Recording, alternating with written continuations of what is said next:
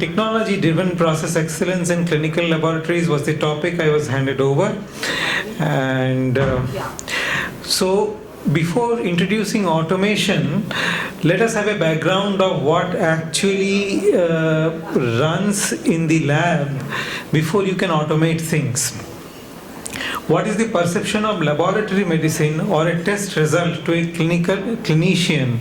And I speak this topic with particular reference to clinical biochemistry. To a clinician, they practice evidence-based medicine. But does laboratory medicine practice the clinical side? Well, as far as biochemistry goes, we are into metrology. The science of metrology is thrown out of the window when you interpret results. Do you take into account or tell people that, well, you have diabetes, 101 with an uncertainty of so and so, and the value is available with NABL. I have this chart to show you, and it has been proven in clinical trials? I don't think so. We don't even ponder, have we ever done a thing like this?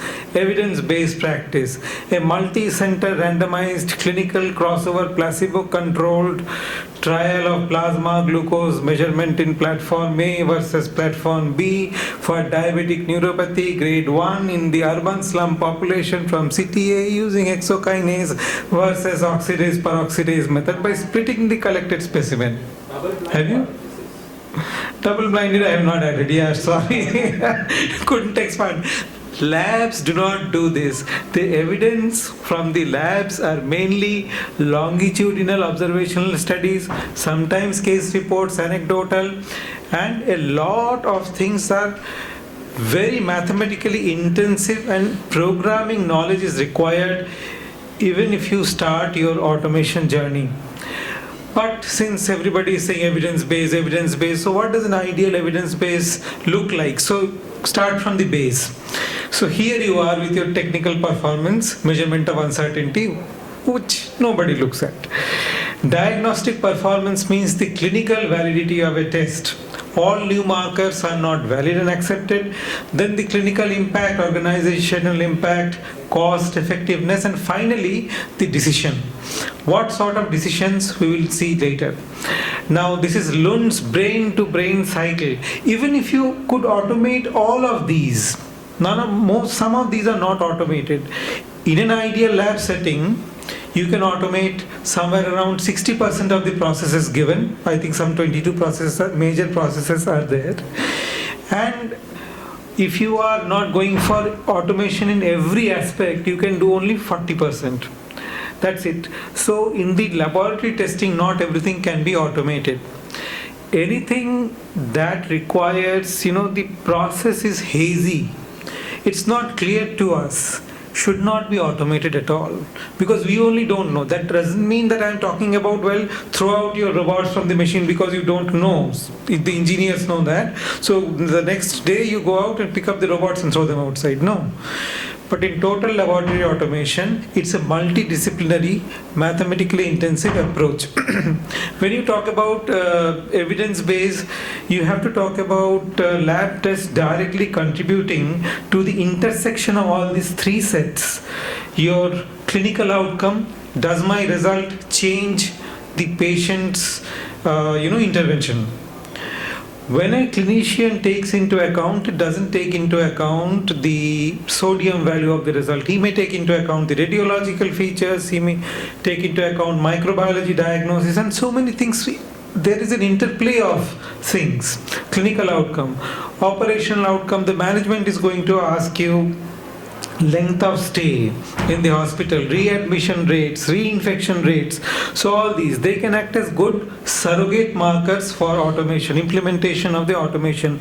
Economic outcome is a very, distant or a long-drawn dream or something of long-drawn process that is easier said than done. What is the effect of serum potassium on somebody who has got a high procal intensive care? How do you study it?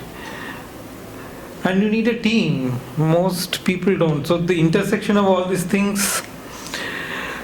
So I have been talking about what should not be automated, but I am here to speak about automation. So these are the things on your right hand panel that can be automated. So in the Lund cycle, pre-analytical cycle cannot be automated at all. How many of us receive requests? AML, serum sodium, diabetes, prolactin. So we kind of guess what has happened, but nobody writes. Once clinicians are taught to write, I should say this in not everybody, but a majority, that delirious patient having AML, serum sodium, we can go for automation of that process too by data mining using artificial intelligence. Until and unless that happens, AML in sodium in AML, glucose in something else doesn't make sense. So, lot of things, the pre-analytical phases, you can automate the sample labeling, barcoding, its transportation, interfacing to machines, track system. Analysis is of course automated, so I'm not going to talk to you about that. And then the post-processing, decision-driven middleware decisions, and then storage and retrieval of specimens. Machine vision technology may assist you in kind of using x-rays or gamma rays to find out are your tubes adequately filled or not. Telepathology and call center IVRS support are something else you can do. So once you automate your processes, you have to set up quality indicators. I'm not reading this slide to you, but once you set up your quality indicators, the onus is on us to keep monitoring them. Difficult job. So this person is responsible for total laboratory automation, Dr. Masahide Sasaki. He wowed the AACC audience somewhere in 1989. You can go up and read about. So the Siemens Trade publication has this. So he had done all this robotics and drawbridges to transport samples, non-analytical automation everywhere. Everyone was like, wow, this can be done. So he was from Kochi, not this Kochi, but Kochi, the capital of Kochi Prefecture in Japan. So total lab automation in 1995 was to the tune of 15,000 to 25,000 tubes per day. Now, task-specific automation, where you don't automate the total lab, but certain parts of it can even come down to 300, and you can of course justify total or task-specific automation by saying replacement of analyzers, a lack of trained staff, a TAT that you have to meet. For example, daycare chemotherapy departments, you need to meet their TAT efficiently. So the graph has come down, and the test volumes do justify implementation of automation. So we should set our goals even before we are on this journey. To set our goals, we need to understand the business model. Are we at the pen and paper model and moving to the next step of bringing in Microsoft Excel? Or are we at Excel database? Or no, I shouldn't say Excel database, but a spreadsheet or Microsoft Access database, or a database in Python or R, and moving up in level higher. So are we going to have enterprise solutions? This actually helps in a lot of decisions, like what is the workload, what is the logistics, the supply chain. Detailed cost effect analysis and economic forecasting for everything is required before we enter each level or business model of automation. These are several levels, and as I have said, that all the technologists must be involved, and it's a multidisciplinary effort even by the IT team and the management team to get themselves some knowledge of technology. Ultimately, you cannot say, well, since the machine did it, we are kind of... It is perceived not only by the clinicians but to some lab disciplines that clinical biochemistry suffers from black box technology. You all have it, no? Right? क्या है, डाल दिया, उसमें डाल दिया, result तो निकल गया. It's not like that. Once automation you start, it's very intensive, it is difficult. What it frees up for you is more work. because now you have to monitor your quality indicators. Now you have to decide which results you will auto verify, you will not auto verify, and that requires a stringent mathematical knowledge. That's not easy. So automation means everything is done and we can close. Walk away automation techniques are some kind of myth. It doesn't free you of anything. It only involves more automation. There are two types. Everything you automate, TLA, towards your right hand side, and task specific. So I'll automate my pre-analytical procedure. I'll automate only my analytical procedure, rest pen and paper, I am okay. But I can combine it with an online centrifuge and a track system. So these are task specific or task targeted automation processes. So barcodes everybody knows, 1D, 2D. When you do sample transport, what would be the interfacing? One of the challenges in this is that if the supplier of all your machines are from one single lab, it's good. But if it is a mix you have, it's very difficult. No randomized control trial has proven that it can be easily done, because say Roche won't open it to Beckman won't open it to OCD, and it's not good also because this has not been tried and tested over time. So ultimately what results you deliver, and with multiple heads heading multiple departments, it would lead to chaos. What are the new automation concepts? It's called the selective laboratory application modules, so I'm not going into this. We all know what these are: LIS, LIS, LAS, track system, different kinds of quality assurance processes, and financial planning. Modern laboratories are way too complex, and you can read this. I'll hand it over the slides. I'll give it to Caho, and then you can circulate. But these are the different aspects that are there. Then you have a complicated system. This is the simplest diagram I could find, how the LAS, LIS and the middleware, they talk to each other. The laboratory automation system and the LIS are different systems, so we don't have time to talk over all these things. And the capabilities of a middleware are auto verification, and laboratory automation is one of them. Quality control and moving averages, security and segmentation. So nowadays I wrote a program and they threw it out. They said that, oh, do you have any knowledge of the SSL, that is socket security layer? I said no, maybe I won't name the organization, but they said that if you don't have any knowledge of SSL, how come you are writing? I said it's on internet, so you develop. No, we can't do it. Either you take care and responsibility of entire thing, or you leave it. So that is the state where we have to look it from a perspective where India is headed. So if you want people to grow, you need to have this growth mindset. Capabilities of a middleware, you can trace each individual who is logging in and out until unless we hand in our login and password to something. Arey yaar, main to Sunday ko I am busy, so you take it. So after all, you can fool the machines. Any human can fool the machine, I guess. So this is where our journey started. I thought I'll capture nice shots and a lot of measurements and spacing. So there we are setting up our modules and the dashboard that OCD is currently preparing.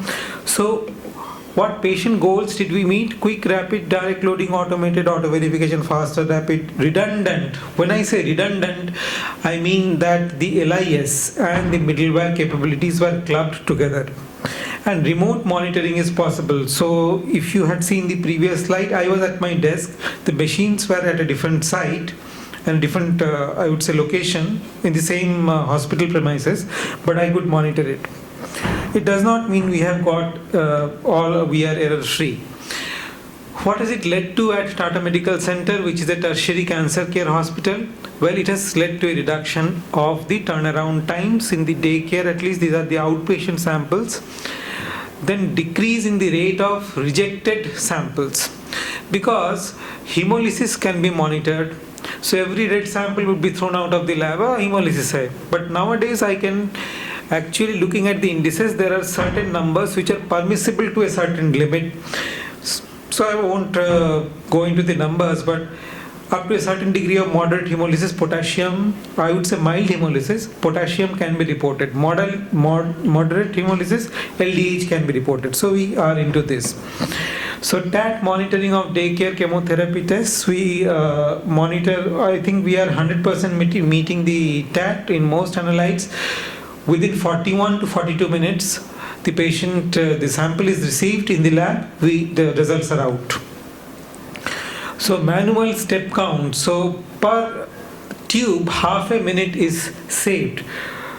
So in a day the technician has got almost nearly 1.5 to 2 hours free. Previously these are perceptible changes which I can see in my staff. They are now into, well, let us write an SOP. So this SOP is not correct. Previously, I was only the one reading and writing my own SOPs. And I was this presentation somebody pointed out, instead of splitting, you have written spitting. So, and overlook all these processes. Yeah, I am monitoring my time. So what the patients don't realize, that we are the back office, but correct identification, faster collection, faster turnaround time, hungrier people, less hold up times, rapid start of chemotherapy, and greater satisfaction with the consultation time. So choosing needs planning. So I won't go into all these things.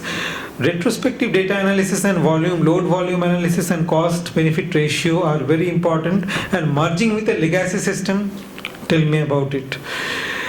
Third party accreditation, NABL 112, none of them are here, they have all gone, they should have heard. 112 is, rapidly evolving. I just can't keep track of what is going to come next. Hurdles in automation are patented hardware and software. So if I patent my hardware and software, I am not going to give it to you for free. And talking about the vendors, I can give it to you for free. Laboratory layout and geometry takes some planning. Process mapping in the laboratory has to be there. Practical demonstration and case studies I am not going to talk about. So these are the screenshots of the auto verification system, which is from DI, and Orthoclinical Diagnostics has helped us implement this in our lab. So I'm not going into all these things. So you are free. Thank you. Okay. Any questions? It's not a question actually. What I liked is for people like who are not from the automated setup, okay, I think I really appreciate that what has reduced. That slide of hemolysis, having the rejection rate low. When we hear in 112, get your quality indicators in place. I think that real data was a great thing for people to understand. And another thing was, you need not go for full automation. You can just have what can be automated. Was a great take back for us, at least the pre-analytics. I think the middleware would be something that will be needed for a medium to large setup labs, because it will take care of quite a few things. Right now we don't have MIS reports that's coming out. This may help. Auto verification is some area that we need to still work on. If that we are able, I think he has already done. Yeah, we auto verify, because without it, I'm a single consultant department, yeah. So 1,000 tests. How did you convince your management?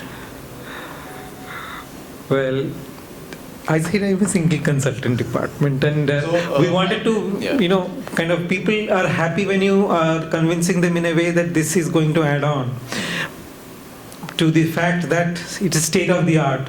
Once you speak state of the art, you draw in the boss, I'll take you with me. Okay, fine.